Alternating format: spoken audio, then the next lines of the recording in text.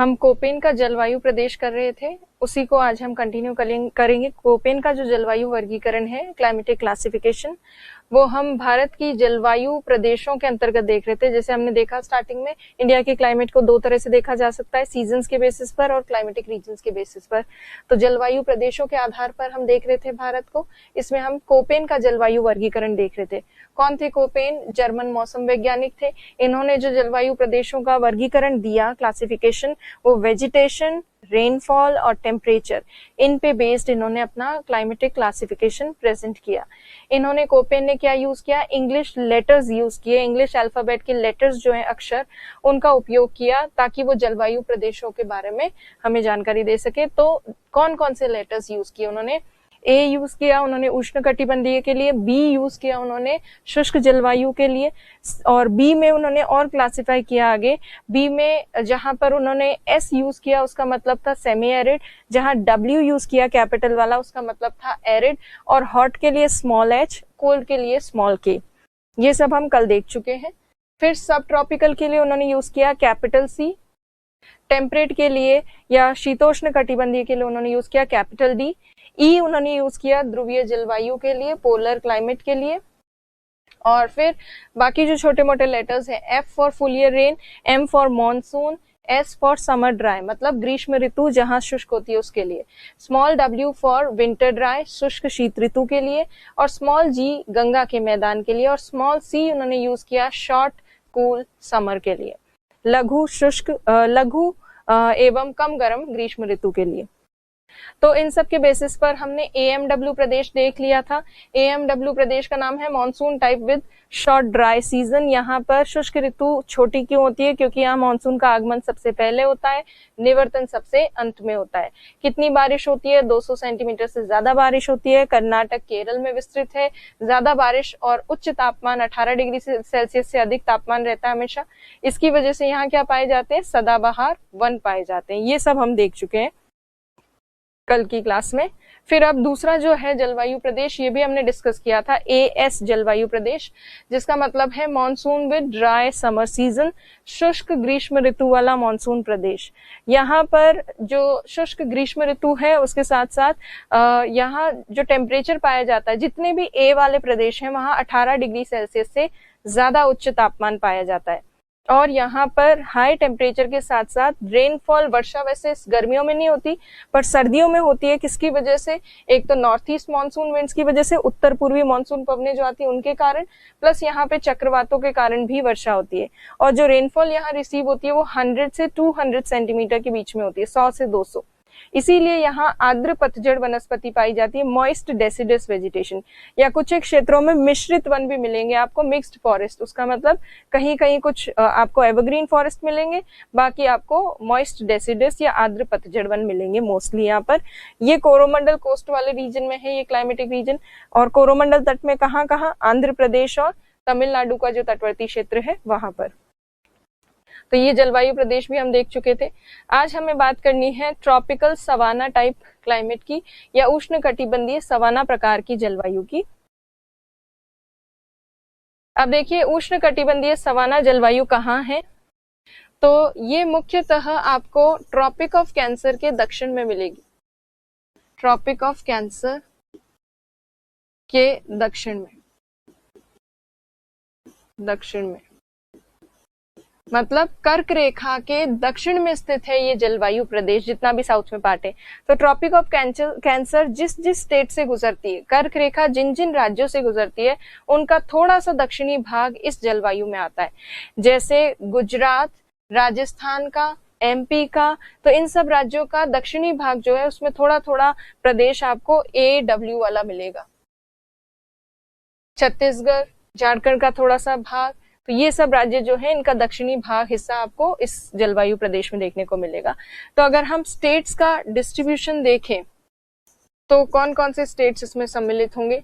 Gujarat, Rajasthan, MP, Chhattisgarh, Jharkhand, पश्चिम बंगाल, त्रिपुरा, मिजोरम, तो ये सब तो वो राज्य हैं जहां से कर्क रेखा गुजरती है। अब इनके साउथ में जितने भी स्टेट्स पड़ते हैं वो भी इसमें इंक्लूड होंगे, जैसे कि महाराष्ट्र, महाराष्ट्र के अलावा उड़ीसा भी इसमें आएगा क्लाइमेटिक रीजन में, प्लस आपके आएगा कर्नाटक का कुछ भाग, यहाँ पे देखिए कर्नाटक का कुछ भाग, तेलंगाना का कुछ भाग, आंध्र प्रदेश का कुछ भाग। तो इन सब राज्यों के कुछ पार्ट्स जो हैं वो सारे इसमें सम्मिलित किए जाएंगे एडब्ल्यू प्रदेश में। अब ये एडब्ल्यू वाला जो रीजन है, यहाँ पर कितना तापमान होता है, तो जितना भी ए वाले जो रीजन है उनमें जनरली टेम्परेचर कितना होता है, 18 डिग्री सेल्सियस से ज्यादा तापमान पाया जाता है। तो यहाँ टेम्परेचर 18 डिग्री सेल्सियस से ज्यादा है। वर्षा इस एरिया में थोड़ी कम होती है, वर्षा 50 से 100 सेंटीमीटर के आसपास होती है। जैसे यहाँ हमने देखी थी 200 से ज्यादा, यहाँ 100 से 200, यहाँ 50 से 100 हो गई, 50 to 100 सेंटीमीटर रेनफॉल हो गई। तो वर्षा थोड़ी सी कम हो गई। अब वर्षा कम हुई है इसलिए वनस्पति में भी, वेजिटेशन में भी थोड़ा सा डिफरेंस आ गया। यहाँ जो वनस्पति पाई जाती है वो है tropical dry deciduous vegetation. Deciduous मतलब उष्ण कटिबंधीय शुष्क पतझड़ वनस्पति यहाँ पाई जाती है। पतझड़ वनस्पति, तो उष्ण कटिबंधीय शुष्क पतझड़ वनस्पति यहाँ पर पाई जाती है। तो ये जो जलवायु प्रदेश है ये इसकी खास बात है। अच्छा, इसको सवाना प्रकार क्यों कहा जाता है? तो देखिए, सवाना नाम के एक घास के मैदान है उष्ण कटिबंधीय क्षेत्र में अफ्रीका में। तो अफ्रीका में जिस तरह से उस घास के मैदानी क्षेत्र में तापमान परिस्थितियां पाई जाती है और जलवायु परिस्थितियां पाई जाती हैं, वैसी ही इंडिया में यहाँ पर मिलती हैं इस रीजन में। तो सवाना तुल्य जलवायु का मतलब है ऐसी जलवायु जहाँ ग्रीष्म और शीत ऋतु का थोड़ा निर्माण हो प्रॉपर्ली, और वर्षा जो है उसकी मात्रा बहुत अधिक ना हो, थोड़ी कम ही हो। जैसे यहाँ पर 50 से 100 सेंटीमीटर है वर्षा, और जहाँ पर घने वृक्ष ना हो, पेड़ पौधे हो तो सही पर शुष्क पतझड़ वनस्पति हो जो दूर दूर हो, कहीं कहीं बीच में ग्रास के पैचेस भी हो और दूर दूर वृक्ष हो। तो ये जो चीजें हैं वो यहाँ पर हमें इंडिया में देखने को मिलती है इस वाले रीजन में। खास तौर पर वर्षा के आधार पर इसको सवाना तुल्य मेनली कहा गया, क्योंकि सवाना तुल्य जलवायु में 50 से 100 सेंटीमीटर ही वर्षा होती है। अब देखिए, ये तो हो गया वर्षा की बात, ये इस जलवायु की बात। अब हम दूसरी नेक्स्ट जो जलवायु उसकी बात करेंगे। ये है क्लाइमेट जो यहाँ पे रिप्रेजेंट किया गया है, वो है CWG, मतलब इसका है मॉनसून विद ड्राई विंटर, मतलब शुष्क शीत ऋतु वाला मॉनसून प्रदेश। शुष्क शीत ऋतु वाला क्यों कह रहे? क्योंकि यहाँ पर जो अधिकतम वर्षा होती है वो ग्रीष्म ऋतु में प्राप्त होती है। ग्रीष्म ऋतु में वर्षा, रेनफॉल इन समर सीजन। और यहाँ पर अगर हम देखें तो क्योंकि अब यहाँ सी आ गया है, लेटर जो सी है वो आ गया है। अभी तक ए लेटर यूज हो रहा था, ए जहां यूज हो रहा था वहां हम बोल रहे थे 18 डिग्री सेल्सियस से ज्यादा टेम्परेचर है, यहाँ पर सी यूज हो रहा है, इसीलिए टेम्परेचर कंडीशंस जो है वो थोड़ी ज्यादा यहाँ पर अलग तरह की होंगी। सब ट्रॉपिकल रीजन के लिए यूज होता है सी, सब ट्रॉपिकल उपोष्ण कटिबंधीय, और अक्सर उपोष्ण कटिबंधीय क्षेत्रों में तापमान थोड़ा उष्ण कटिबंधीय क्षेत्रों से कम होना चाहिए। पर भारत में क्या है कि ये उपोष्ण कटिबंधीय क्षेत्र वाला जो एरिया है सब ट्रॉपिकल वाला, ये कॉन्टिनेंटल क्लाइमेटिक कंडीशंस में, महाद्वीपीय जलवायु परिस्थितियां यहाँ पर, इसीलिए यहाँ गंगा के मैदान में आपको तीव्र तापमान परिस्थितियां देखने को मिलेगी, इंटेंस टेम्परेचर कंडीशंस। इसका मतलब क्या है? विषम तापमान परिस्थितियों का मतलब है गर्मियां बहुत ज्यादा गर्म होंगी, सर्दियां बहुत ज्यादा ठंडी होंगी। तो सर्दी और गर्मी में बहुत ज्यादा टेम्परेचर में हमें डिफरेंस देखने को मिलता है। अब देखिए, सबसे ठंडा महीना जो है इस एरिया में, इस जलवायु प्रदेश में, उसका तापमान आपको -3 डिग्री सेल्सियस से 18 डिग्री सेल्सियस के बीच में दिखेगा, और गर्म महीने जो है उनका तापमान हमेशा 18 डिग्री सेल्सियस से ज्यादा रहता है, और इतना ज्यादा गर्म हो जाता है कई बार तो ये वाला एरिया। तो ये बहुत ही ज्यादा विषम तापमान परिस्थितियों वाला क्षेत्र है, तो बहुत इंटेंस टेम्परेचर देखने को मिलता है। सर्दी गर्मी के तापमान में बहुत डिफरेंसेस होते हैं। इंटेंस टेम्परेचर, विषम तापमान।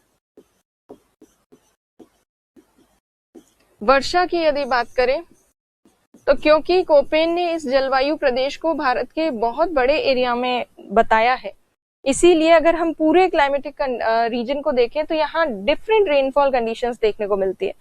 पूरब से ये ईस्ट है और ये वेस्ट है।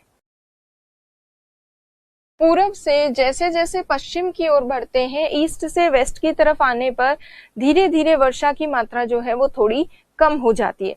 ईस्टर्न साइड पे ज्यादा रेनफॉल है, वेस्टर्न साइड पे कम है। तो पूरब से पश्चिम की ओर वेस्ट की तरफ जब आते हैं तो रेनफॉल जो है वो रिड्यूस हो जाती है, रेन कम। पूरब से पश्चिम की ओर बढ़ने पर वर्षा कम होती जाती है। सबसे ज्यादा वर्षा ईस्टर्न साइड पे, वेस्टर्न साइड पे कम है। अब कितनी कितनी वर्षा है, तो पूर्वी जो भाग है यहाँ पर कुछ एक क्षेत्रों में तो 200 सेंटीमीटर या उससे अधिक वर्षा पाई जाती है।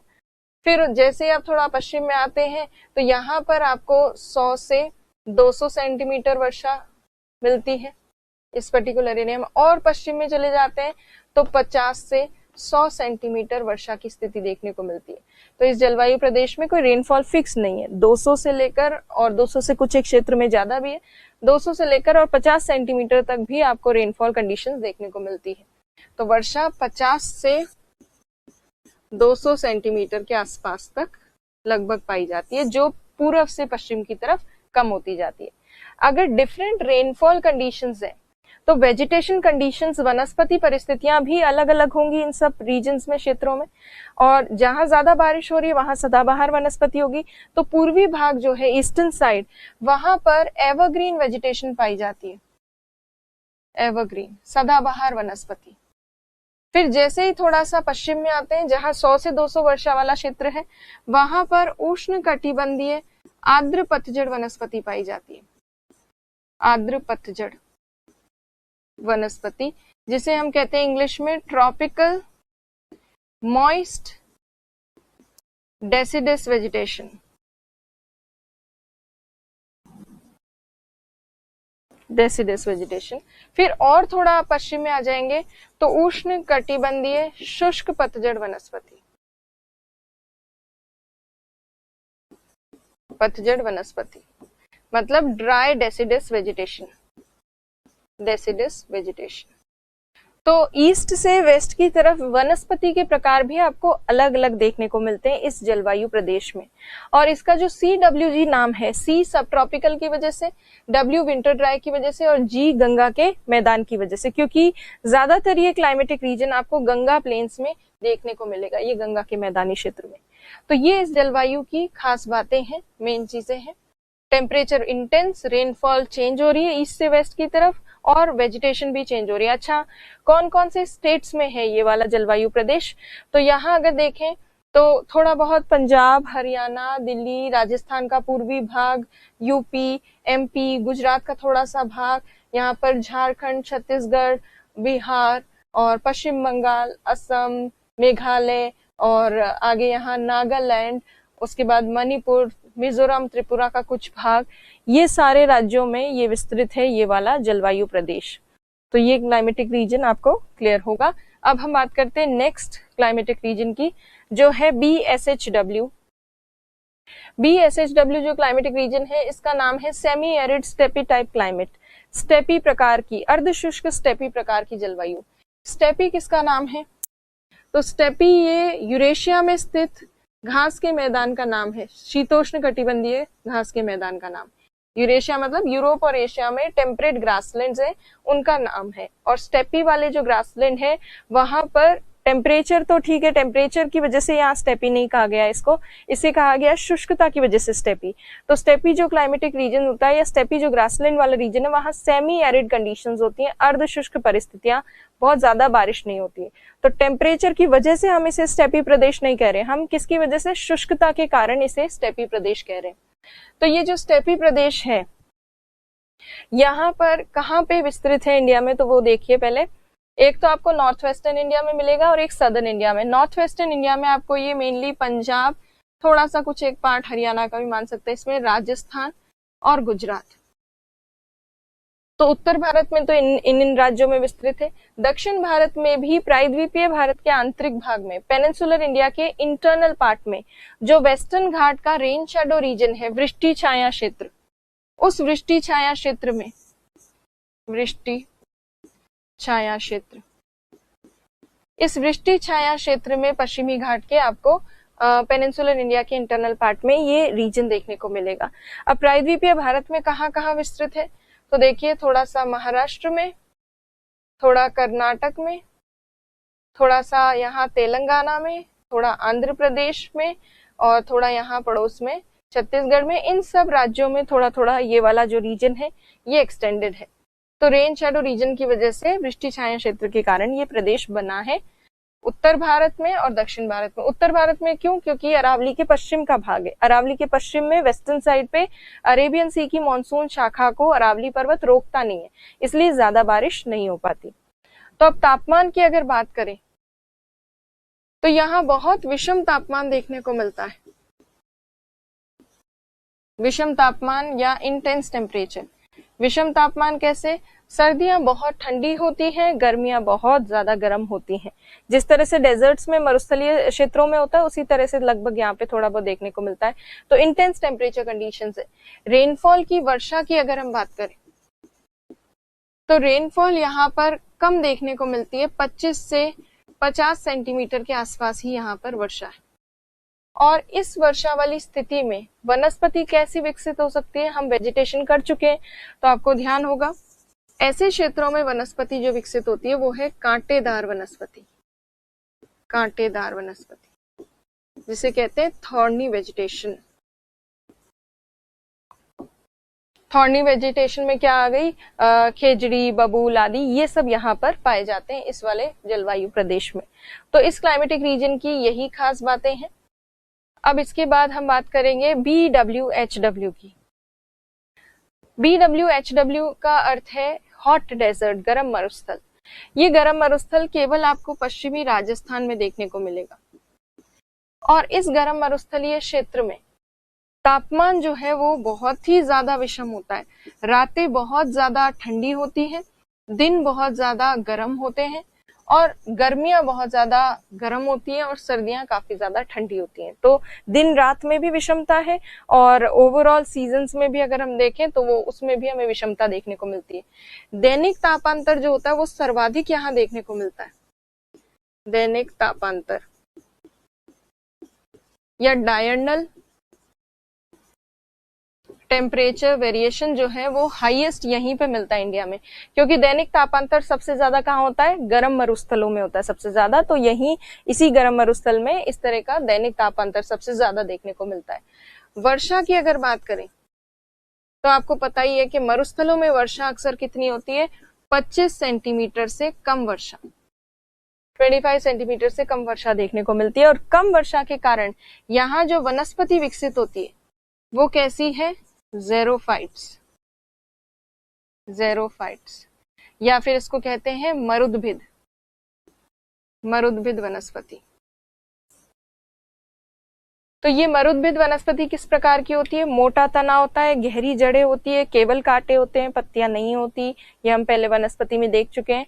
तो इस तरह की वनस्पति, कैक्टस जैसी जो वेजिटेशन है वो यहाँ पर विकसित होती है। तो ये हो गया कोपेन का BWHW। अब ये होपफुली आप 2-3 बार रिवाइज करेंगे तो आपको याद हो जाएंगे ये टर्म्स जो है ना, BWHW, BHSHW, ये सब लर्न हो जाएंगी। तो अब आप देखिए नेक्स्ट जो रीजन है वो है DFC। DFC जो है प्रदेश, उसका नाम, ये टाइटल आपको याद रखना है, ये थोड़ा सा टिपिकल टाइटल है। Cold humid winter with short summer. लघु तथा ठंडी, लघु ग्रीष्म तथा ठंडी आर्द्र शीत ऋतु वाला जलवायु प्रदेश। ये इसका नाम ऐसे ही याद रखना है क्योंकि NCERT में यही बेसिक नाम दिया गया है इसका। अब इस क्लाइमेटिक रीजन को अगर आप देखें तो काफी ज्यादा यहाँ पे टेम्परेचर में हमें डिफरेंसेस या वेरिएशन देखने को मिलता है और काफी ठंडा एरिया है। गर्मियां छोटी भी होती हैं, तापमान भी कम होता है गर्मियों का, बहुत ज्यादा तेज गर्म नहीं होते हैं। और सर्दियां जो है बहुत ज्यादा ठंडी होती हैं। तो सर्दियां ज्यादा ठंडी, गर्मियां कम गर्म। तो ओवरऑल हमें D टाइप की क्लाइमेटिक कंडीशंस मिल रही है, मतलब शीतोष्ण टाइप की क्लाइमेटिक कंडीशंस यहाँ देखने को मिल रही है। सबसे ठंडा महीना जो होता है उसका तापमान आपको -3 डिग्री सेल्सियस से कम देखने को मिलेगा और सबसे गर्म महीना जो है उसका तापमान आपको 10 डिग्री सेल्सियस से ज्यादा देखने को मिलेगा। और ये जो है ये बहुत ज्यादा टेम्परेचर नहीं है, 10 डिग्री सेल्सियस से ज्यादा तापमान होना सबसे गर्म महीने में, वो कोई बहुत ज्यादा तापमान नहीं है। तो यहाँ शीतोष्ण परिस्थितियां देखने को मिलती है, लगभग शीतोष्ण टेम्परेट कंडीशंस। अब ये इंडिया में है कहाँ पर, जिस तरह से ये मार्क किया हुआ आपको दिख रहा है, ये अरुणाचल प्रदेश में है। कुछ एक बुक्स में ये डीएफसी वाले प्रदेश में सिक्किम को भी जोड़ा गया है, बट एनसीईआरटी में मेनली अरुणाचल प्रदेश ही जोड़ा गया है, इसलिए हम अरुणाचल प्रदेश ही कंसिडर करेंगे। तो ये अरुणाचल प्रदेश में है ये वाला जलवायु प्रदेश। तापमान स्थिति तो आपने देख ही ली। तापमान के अलावा अगर हम वर्षा की बात करें तो वर्षा, क्योंकि यहाँ एफ यूज हुआ है, तो यहाँ पूरे वर्ष वर्षा होती है, फुल ईयर रेन। आपको याद होगा हमने शीत ऋतु की वर्षा देखी थी, शीत ऋतु में कहाँ कहाँ अपवाद स्वरूप एक्सेप्शन के बेसिस पे रेनफॉल होती है, तो उसमें अरुणाचल प्रदेश भी हमने मार्क किया था। तो यहाँ सर्दियों में भी बारिश होती है, गर्मियों में भी बारिश होती है। हालांकि सर्दियों में बहुत ज्यादा बारिश नहीं होती, बट होती है। तो ओवरऑल अगर देखें तो यहाँ जो वर्षा प्राप्त होती है वो 100 से 200 सेंटीमीटर के आसपास प्राप्त होती है लगभग, और 100 से 200 रेनफॉल है। टेम्परेचर थोड़ा कम है और वर्षा अच्छी खासी है, इसीलिए जो यहाँ वनस्पति विकसित होती है वो होती है चौड़ी पत्ती वाली वनस्पति, broad leaf vegetation. Broad leaf, काफी चौड़ी पत्ती वाली वनस्पति, जैसे मेपल, ओक, चेस्टनट, इस तरह की वेजिटेशन चौड़ी पत्ती वाली जो होती है वो यहाँ पर विकसित होती है ज्यादा। और ये भी हिमालय पर्वतीय क्षेत्र में है, पहाड़ी क्षेत्र है, कुछ ऊंचा भी भाग है इसका, इसीलिए यहाँ पर टेम्परेचर थोड़ा कम देखने को मिलता है, इसलिए ये टेम्परेट जोन में है, शीतोष्ण कटिबंधीय क्षेत्र में। तो डीएफसी रीजन में ये मेन चीजें हो गई। अब लास्ट जो कोपेन का जलवायु प्रदेश है वो है ध्रुवीय प्रकार की जलवायु, पोलर टाइप ऑफ क्लाइमेट। तो ये जो नॉर्थ इंडिया वाला जितना भी पार्ट है वो पोलर क्लाइमेट में आता है। इसमें कौन कौन से राज्य आ गए या यूनियन टेरिटरीज आ गई? लद्दाख आ गया, जम्मू कश्मीर आ गया, थोड़ा सा पार्ट पंजाब का, बहुत छोटा सा, हिमाचल प्रदेश और उत्तराखंड। इन राज्यों में विस्तृत है ये वाला जलवायु प्रदेश। मेनली ये हिमालय वाला पर्वतीय क्षेत्र है, और हिमालय पर्वतीय क्षेत्र होने के कारण यहाँ टेम्परेचर काफी कम देखने को मिलता है, टेम्परेचर बहुत कम हो जाता है, क्योंकि ऊंचे पर्वत हैं, पर्वतों की ऊंचाई ज्यादा होने की वजह से धीरे धीरे हाइट के साथ टेम्परेचर कम होता जाता है। तो यहाँ पर अगर देखें तो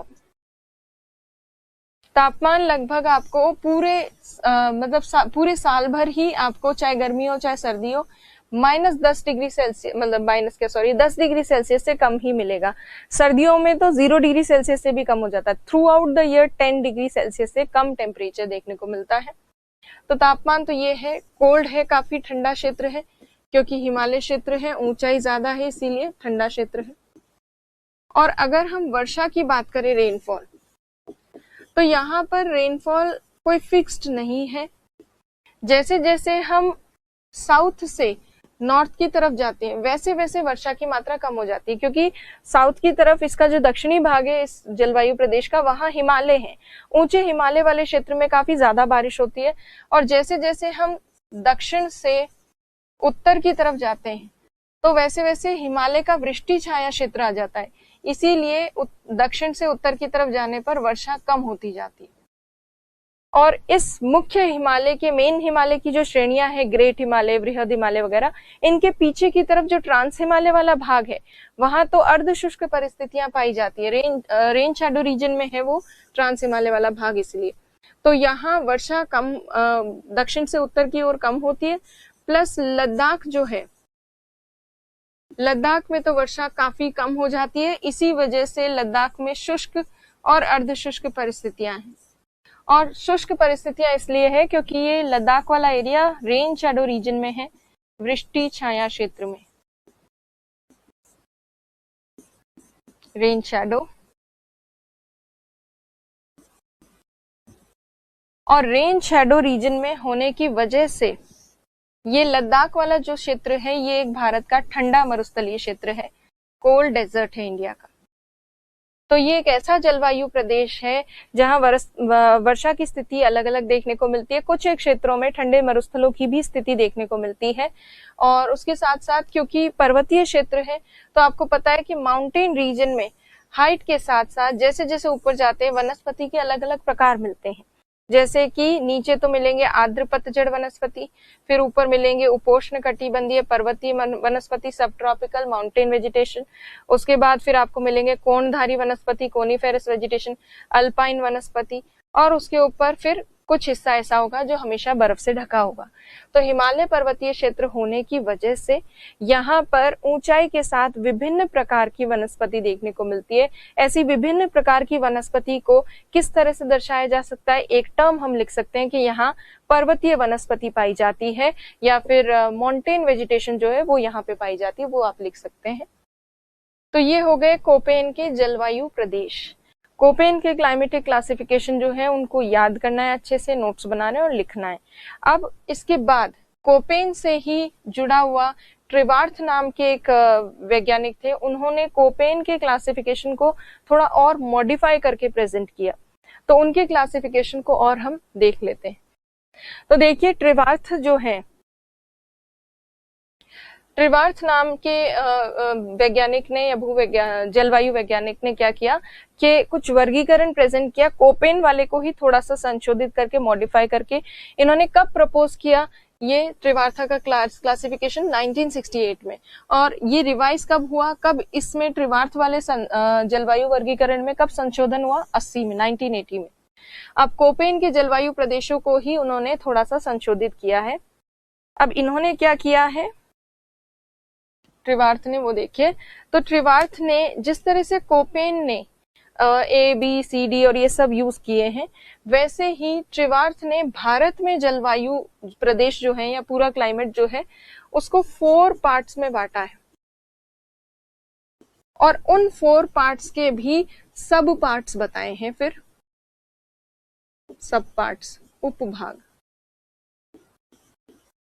मतलब 4 भाग में बांटा है भारत के जलवायु प्रदेशों को, और उन 4 भागों में भी फिर उपभाग बताए हैं, और फिर इन उपभागों को और सबको जोड़कर 7 जलवायु प्रदेश हो जाते हैं भारत में। प्रदेश मतलब 7 क्लाइमेटिक रीजन्स बताए हैं इंडिया के अंदर। अब देखिए कौन से जलवायु प्रदेश बताए हैं, 4 प्रमुख कौन से हैं। तो एक तो बताया है ए के बाद उन्होंने बताया है बी के बाद उन्होंने बताया सी के बाद उन्होंने बताया एच। तो ये इन्होंने letters A B C H, ये इन्होंने 4 बड़े पार्ट्स में डिवाइड किया इंडिया के क्लाइमेट को। फिर ए जो जलवायु है इसको और सब टाइप्स में बांटा है, ए एम,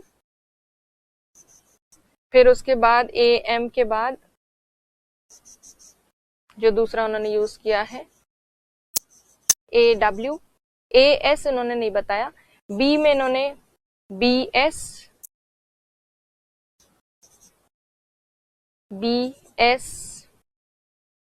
एच और बी डब्ल्यू एच, इन्होंने डब्ल्यू नहीं लगाया इसके साथ।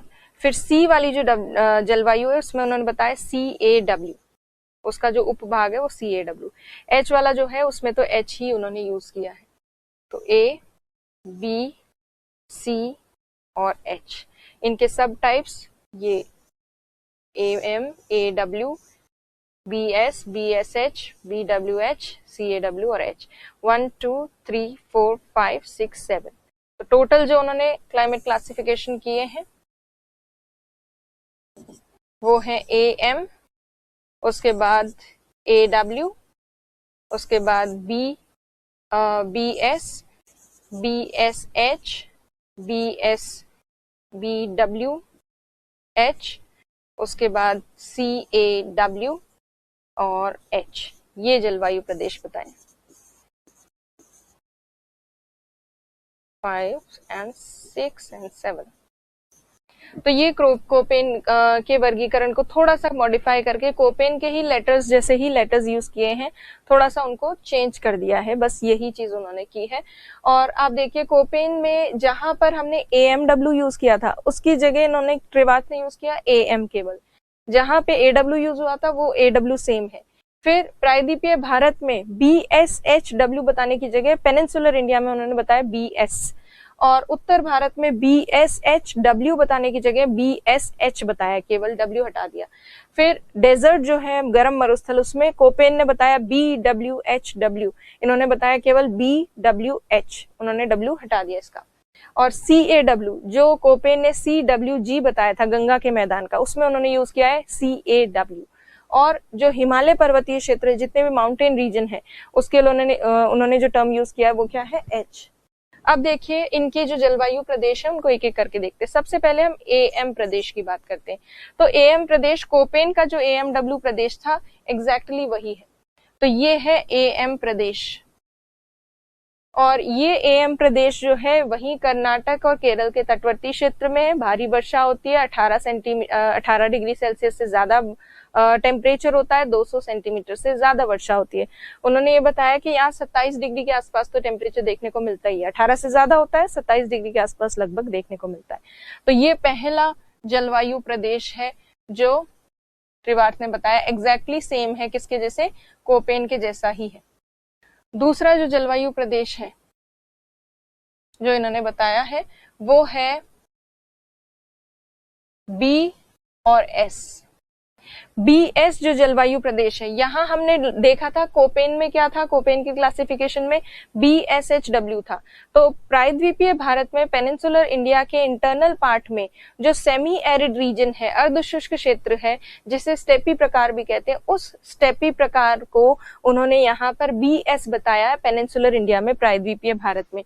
और इस BS की उन्होंने व्याख्या किस तरह से की है, क्या बोला इस BS को, तो इसको बोला है उष्ण कटिबंधीय स्टेपी प्रकार, स्टेपी प्रकार। और वही सेम चीजें यहाँ पर होगी, उष्ण कटिबंधीय स्टेपी प्रकार है। अच्छा, इस स्टेपी प्रकार में उन्होंने जो बताई है वर्षा वो 50 से 100 सेंटीमीटर के आसपास बताइए कि कुछ एक क्षेत्रों में यहाँ 50 से 100 सेंटीमीटर भी बारिश हो जाती है, और टेम्परेचर वही 18 डिग्री सेल्सियस से ज्यादा। और फिर जिस तरह से कोपेन ने बताया था वही यहाँ पर वर्गीकरण है, ऊपर जो शुष्क क्षेत्र है उनका। तो अब देखिए जैसे BS प्रदेश यहाँ बताया है तो BSH प्रदेश उन्होंने यहाँ बताया, और BWH प्रदेश उन्होंने ये बताया है। तो BSH प्रदेश जो है उसका नाम क्या रखा है, तो उसका उन्होंने नाम रखा है उपोष्ण कटिबंधीय स्टेपी प्रकार, मतलब सब ट्रॉपिकल स्टेपी टाइप। ये सब ट्रॉपिकल हो गया, ये ट्रॉपिकल हो गया, तो ये सब ट्रॉपिकल स्टेपी है, ये ट्रॉपिकल स्टेपी है। ट्रॉपिकल स्टेपी का नाम रखा है BS और सब ट्रॉपिकल स्टेपी का नाम रखा है BSH। और उन्होंने बताया कि यहाँ टेम्परेचर काफी विषम है और बहुत इंटेंस टेम्परेचर कंडीशन से बारिश जो है BSH प्रदेश में वो 50 सेंटीमीटर के आसपास होती है, लगभग 50 सेंटीमीटर के आसपास। और BWH जो है वो तो गर्म मरुस्थल है ही, जो कोपेन ने बताया था उसी तरह से गर्म मरुस्थल, हॉट डेजर्ट। और ये गर्म मरुस्थल वाला क्षेत्र जो है इसमें 25 सेंटीमीटर से कम बारिश होती है, तो ये उन्होंने बताया।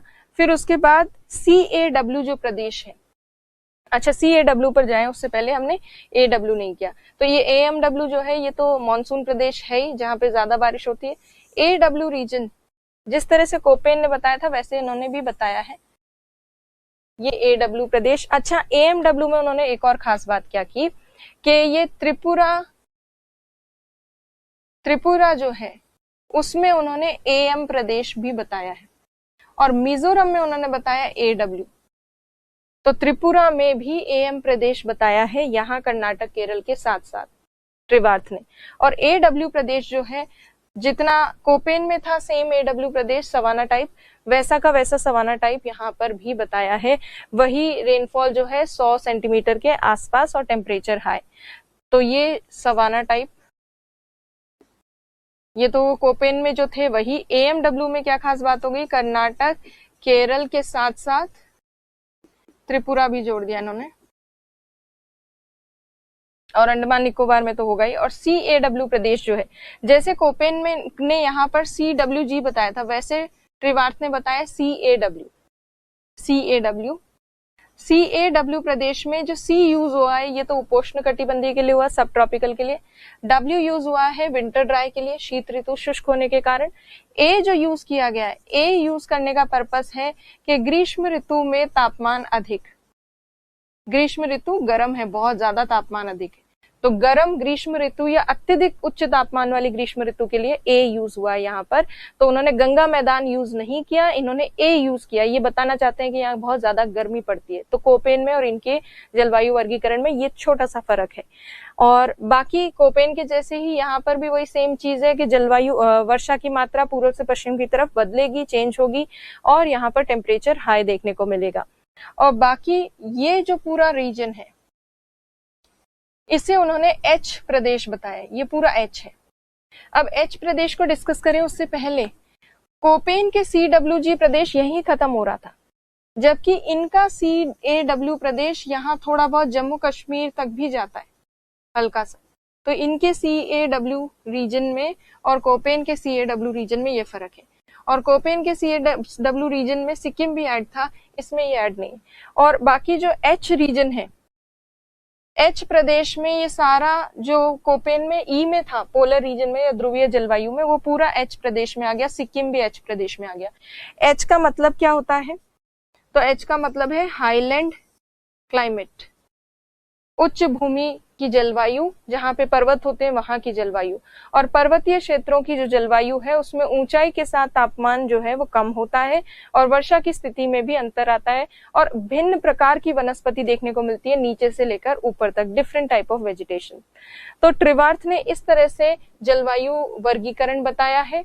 और ट्रिवार्थ का क्लाइमेटिक क्लासिफिकेशन सबसे ज्यादा सरल माना जाता है क्योंकि इसने सबसे कम नंबर ऑफ क्लाइमेटिक रीजन्स बताए, ओनली 7 बताए हैं, और उनको भी क्लासिफिकेशन बिल्कुल ही सिंपल रखा है उन्होंने। तो इसलिए ट्रिवार्थ का क्लासिफिकेशन कोपेन जैसा ही है, थोड़ा सा डिफरेंस है बस। तो कोपेन को पहले रटिए, कोपेन ज्यादा इंपॉर्टेंट है, वो पूछा जाता है। और कोपेन याद हो गया तो ट्रिवार्थ तो थोड़ा सा बहुत कैजुअली थोड़ा बहुत देखना है, बाएं हाथ का खेल होगा आपके लिए। तो थोड़ा सा पहले कोपेन को ढंग से स्ट्रांगली लर्न कीजिए, उसके बाद इसको ट्रिवार्थ को हैंडल कीजिएगा। तो चलिए नोट्स बनाइएगा, बाकी चीजें हम बाद में देखेंगे। Okay, thank you.